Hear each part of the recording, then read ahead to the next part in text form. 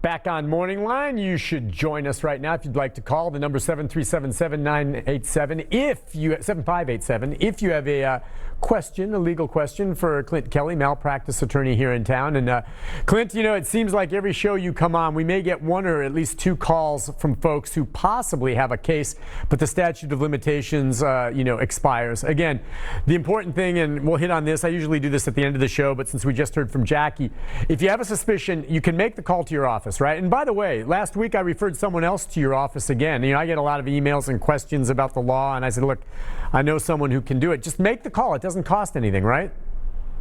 Sure. The call's free and it's confidential. And if we take your case, you don't pay us a dime unless we recover money for you. It's one of the best deals you can get out there.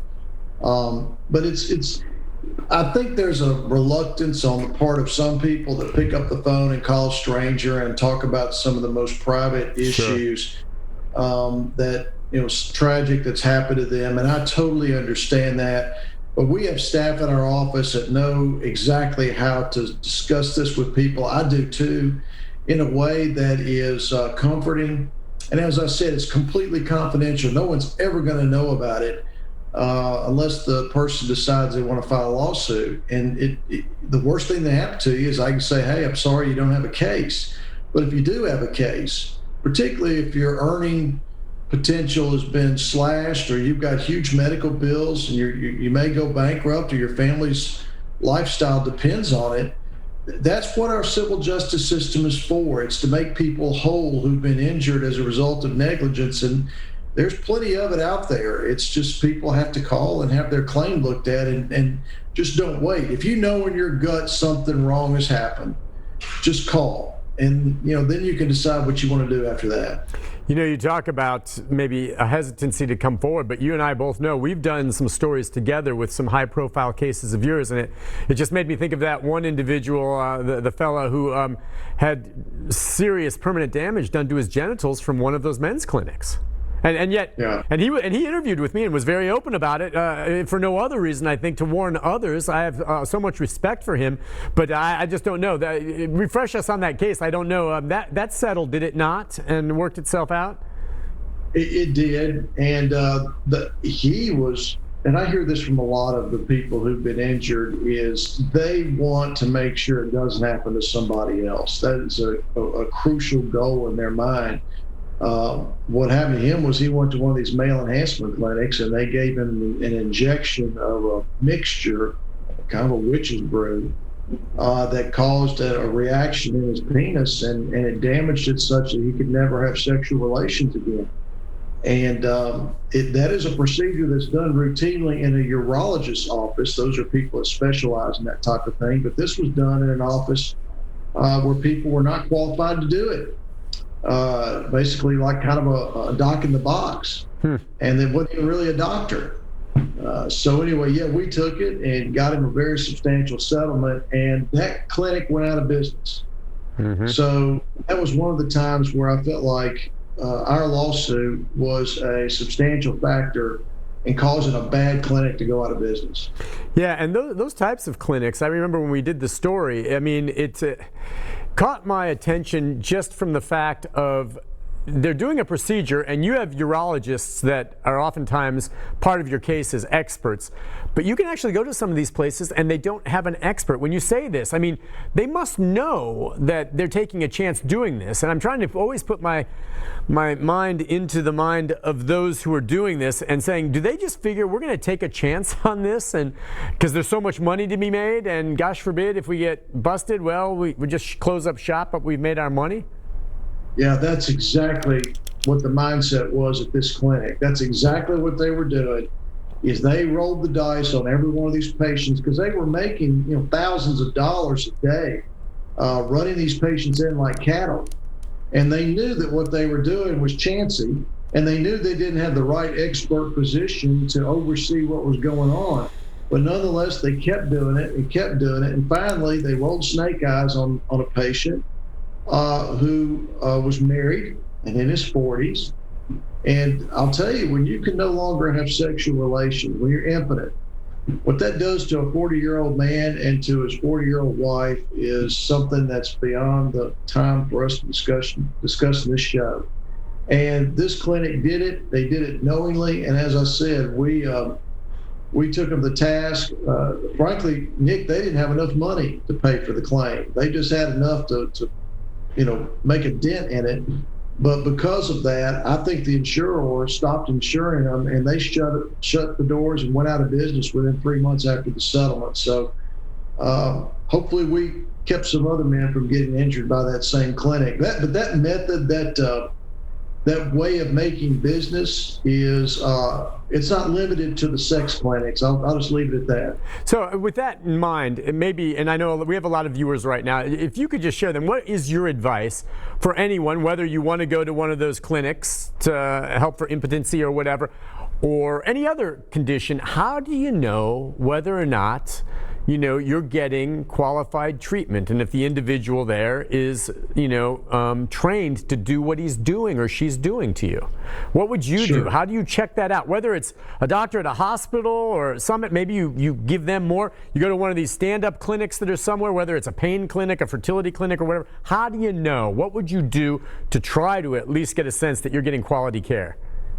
Sure.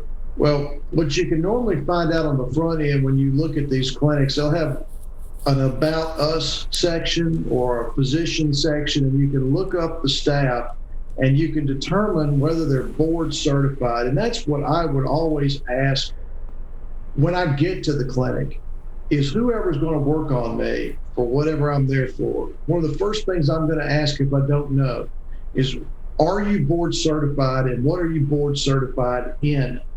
Because that is the telltale sign of whether someone knows what they're doing. And if you can determine that, and that person is board certified, then the odds of something bad happening to you go down substantially.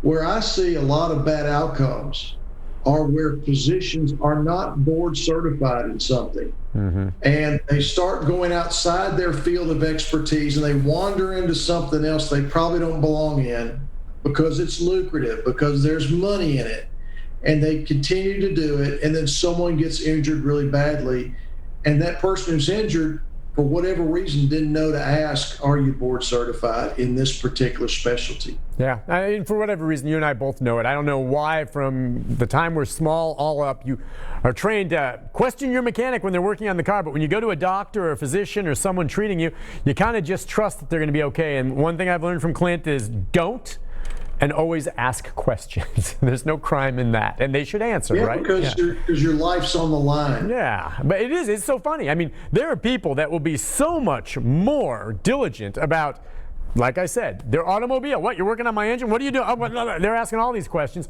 But when it comes to, we're going to perform a little surgery on you, they don't ask a darn question when you're doing it to your own body. It's crazy. And I'll confess, I was a little that way. He's a doctor. Okay, I trust.